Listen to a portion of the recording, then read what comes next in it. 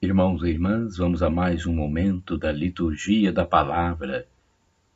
Momento de fé, de introspecção, de meditação.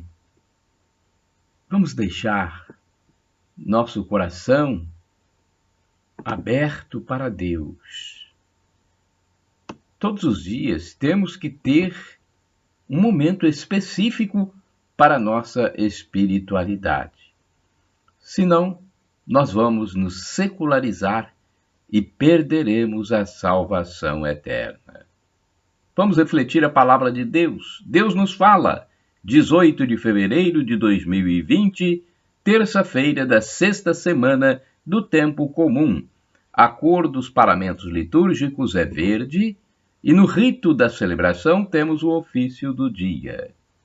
Antífona da entrada. Sede o rochedo que me abriga, a casa bem defendida que me salva. Sois minha fortaleza e minha rocha, para a honra do vosso nome. Vós me conduzis e alimentais. Salmo 30, versículo 3. Oração do dia.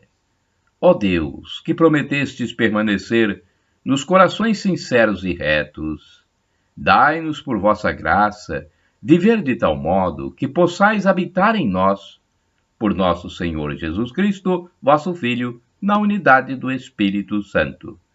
Primeira leitura da carta de São Tiago, capítulo 1, versículos de 12 a 18. Feliz o homem que suporta a provação, porque uma vez provado, receberá a coroa da vida que o Senhor prometeu àqueles que o amam. Ninguém, ao ser tentado, deve dizer: é Deus que me está tentando, pois Deus não pode ser tentado pelo mal e, tampouco, ele tenta a alguém. Ele tenta a ninguém. Antes, cada qual é tentado por sua própria concupiscência, que o arrasta e seduz. Em seguida, a concupiscência concebe o pecado e o dá à luz, e o pecado, uma vez consumado, gera a morte. Meus queridos irmãos, não vos enganeis. Todo dom precioso e toda dádiva perfeita vem do alto. Descem do Pai das luzes, no qual não há mudança nem sombra de variação. De livre vontade ele nos gerou, pela palavra da verdade, a fim de sermos como que as primícias de suas criaturas. Palavra do Senhor, graças a Deus. Salmo responsorial é o Salmo 94, versículos de 12 a 13a, 14 a 15, 18 a 19, refrão 12a. Bem-aventurado é aquele a quem ensinais vossa lei. Repitamos: bem-aventurado é aquele a quem ensinais vossa lei. É feliz, ó Senhor, quem formais e educais nos caminhos da lei, para dar-lhe um alívio na angústia. Bem-aventurado é aquele a quem ensinais vossa lei. O Senhor não rejeita o seu povo e não pode esquecer sua herança. Voltarão a juízo as sentenças. Quem é reto andará na justiça. Bem-aventurado é aquele a quem ensinais vossa lei. Quando eu penso, estou quase caindo. Vosso amor me sustenta, Senhor. Quando meu coração se angustia, consolais e alegrais minha alma.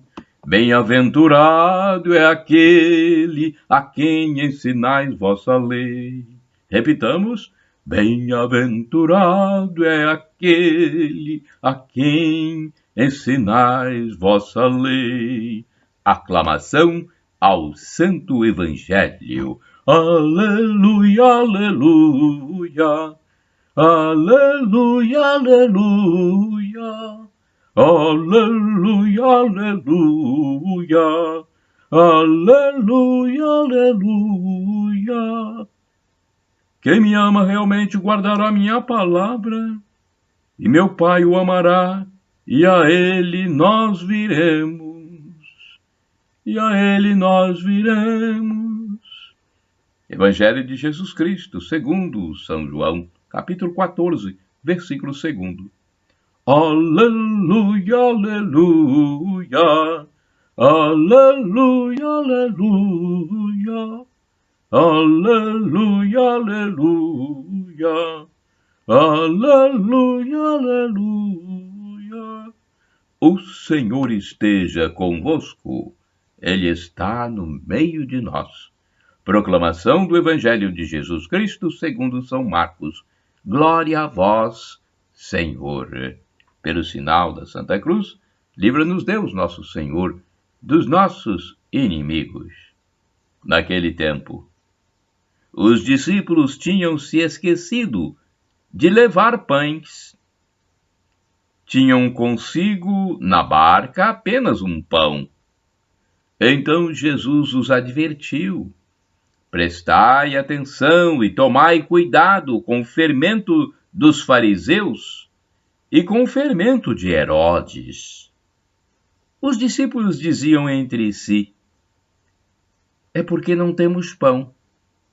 Mas Jesus percebeu e perguntou-lhes: por que discutis sobre a falta de pão? Ainda não entendeis e nem compreendeis? Vós tendes o coração endurecido? Tendo olhos, não vedes, e tendo ouvidos, não ouvis? Não vos lembrais de quando repartis 5 pães para 5.000 pessoas? Quantos cestos vós recolhestes cheios de pedaços? Eles responderam: 12. Jesus perguntou: e quando reparti 7 pães com 4.000 pessoas, quantos cestos vós recolhestes cheios de pedaços? Eles responderam: 7. Jesus disse: e ainda não compreendeis? Palavra da salvação. Glória a vós, Senhor. Agora temos a liturgia comentada de Antônio Carlos Santini, liderança da comunidade católica Nova Aliança. O e-mail dele é santini@novaalianca.com.br. O fermento dos fariseus, Marcos, 8º capítulo, versículos de 14 a 21. Vamos a esse comentário, então, essa reflexão. É sempre importante termos a reflexão de uma pessoa mais abalizada, para que possamos discernir na liturgia aquilo que Deus quer de nós na prática, no nosso dia a dia, no nosso testemunho. Durante a travessia do lago, Jesus dá um inesperado alerta aos discípulos: cuidado com o fermento dos fariseus e com o fermento de Herodes. Isto equivale a dizer: mantenham distância, cuidado com o seu poder de corrupção, não se exponham. Na Bíblia, com uma única exceção, creio que em Lucas 13, capítulo 21, a imagem do fermento é símbolo do mal e da impureza espiritual. Tanto que, na véspera da Páscoa, as famílias judaicas deviam pesquisar toda a casa à procura de fermento velho a ser descartado, conforme Êxodo, livro do Êxodo, número 12, o capítulo, versículos 15 e 19. A hipocrisia dos fariseus azedava a massa, o povo que Jesus via como ovelhas sem pastor. Eis o interessante comentário da Bíblia de Navarra.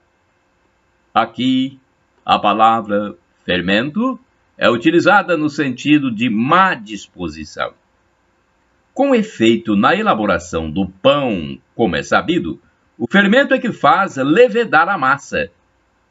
A hipocrisia farisaica e a vida dissoluta de Herodes, que só se movia por ambições pessoais, eram o fermento que contagiava a partir de dentro da massa, a partir de dentro a massa de Israel, para acabar por corrompê-la. Jesus quer prevenir seus discípulos contra esses perigos e fazê-los compreender que, para receber sua doutrina, se necessita de um coração puro e simples. Hoje também há numerosos fermentos por aí afora, azedando a vida da igreja. Penso em teólogos já sem fé, que propõem interpretações da Bíblia de cunho racionalista, baseados apenas em palpites pessoais ou na ideologia de seu grupo acadêmico. Penso em moralistas que, com a intenção de modernizar a igreja, assumem posições subjetivas, pragmáticas, mas que ferem frontalmente a tradição apostólica e a herança judaico-cristã.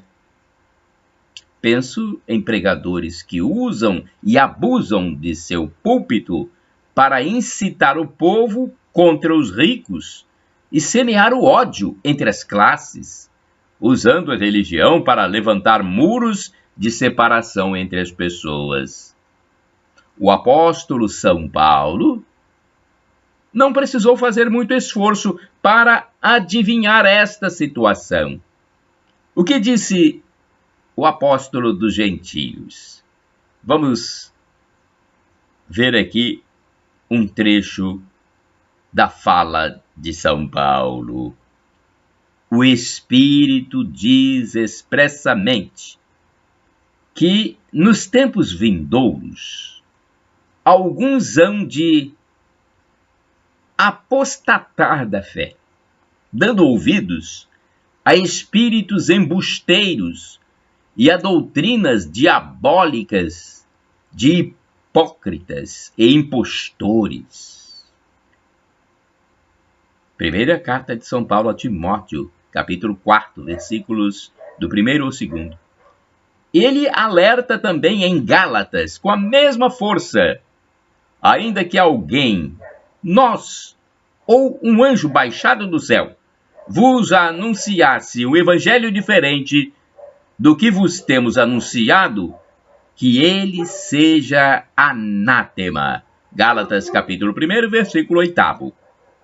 Ao ler livros e ver filmes que caluniam a igreja, ao ouvir pregadores heréticos, nós nos expomos ao fermento do mal.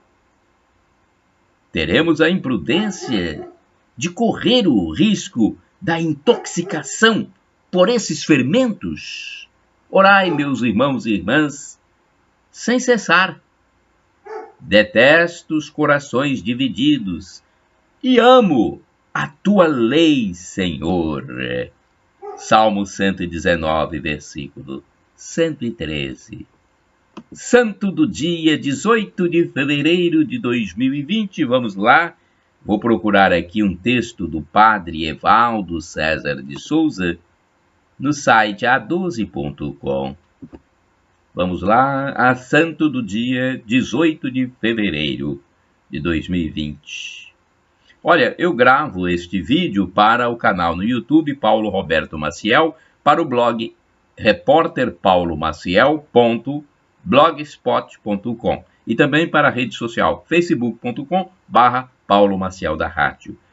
Da minha parte, vocês podem divulgar livremente, porque foi Jesus quem determinou: ide pelo mundo e evangelizai. O que de graça recebestes, deem também de graça. Hoje é dia de São Simeão. São Simeão, que esteve na apresentação de Jesus no templo e na purificação de Maria.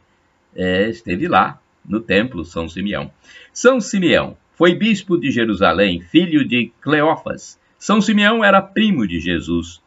Ele foi um dos primeiros apóstolos, sendo inclusive recebido tendo inclusive recebido o Espírito Santo no dia de Pentecostes.